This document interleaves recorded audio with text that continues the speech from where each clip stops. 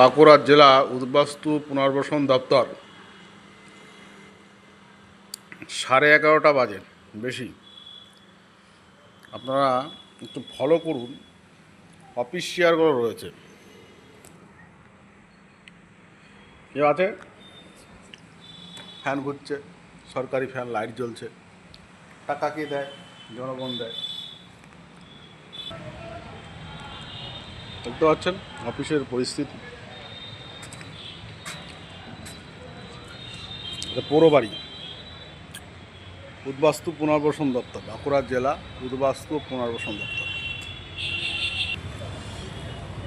অফিসে কোনো স্টাফ নাই, এখন অফিসটা ভূতে বাস করে।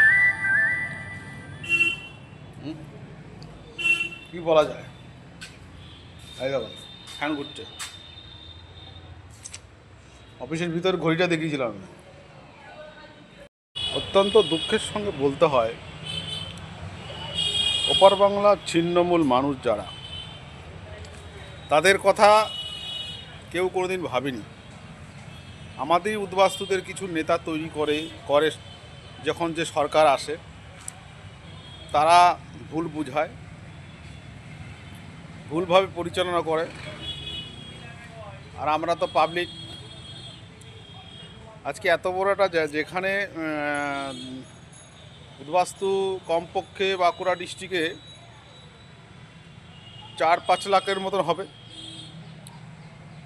শুধু রেজিস্টার কলোনি আছে 42টা, আরও তো অনেক কিছু বাকি আছে, অন্য অন্য কলোনি আছে। সেখানে অফিসে কোনো লোক নাই। অফিসের দশা দেখুন। কে দেখবে? কে বলবে?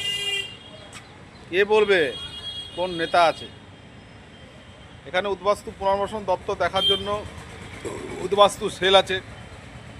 সেই উদ্বাস্তু সেলের একজন রাজ্যের সভাপতি আছে। রাজ্য সভাপতি তো কোনো জানেই না যে এখানে এই অফিসটা কী আছে, কত উদ্বাস্তু আছে বাঁকুড়া জেলায়। এই সমস্ত কথা বললে তার গাত্র জ্বালা হবে।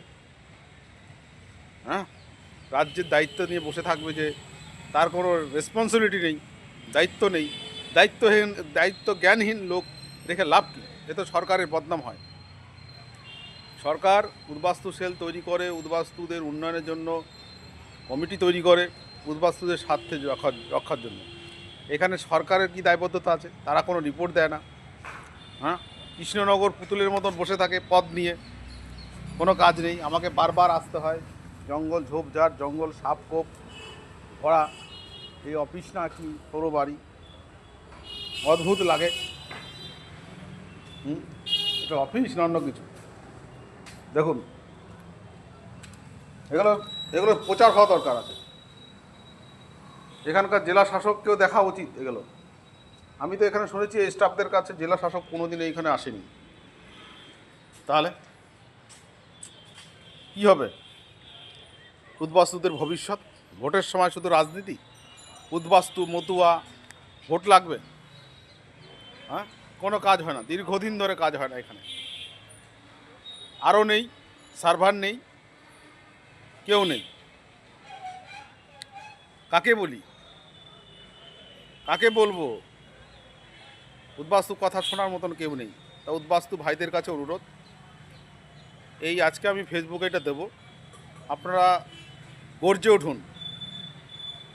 কারণ উদ্বাস্তুরা যদি আন্দোলন করতে না জানে, তাহলে সমস্যা থাকবেই। এটা সরকারের দায়বদ্ধ হয়। ছেলে না কাঁদলে মায়ে দুধ দেন। আপনারা কাঁদেন না, ভুলে গেছেন, ঘুমোচ্ছেন, নাকে সর্ষের তেল দিয়ে ঘুমান। তার পরিণয় কিন্তু খুব খারাপ আসছে। ধন্যবাদ, নমস্কার।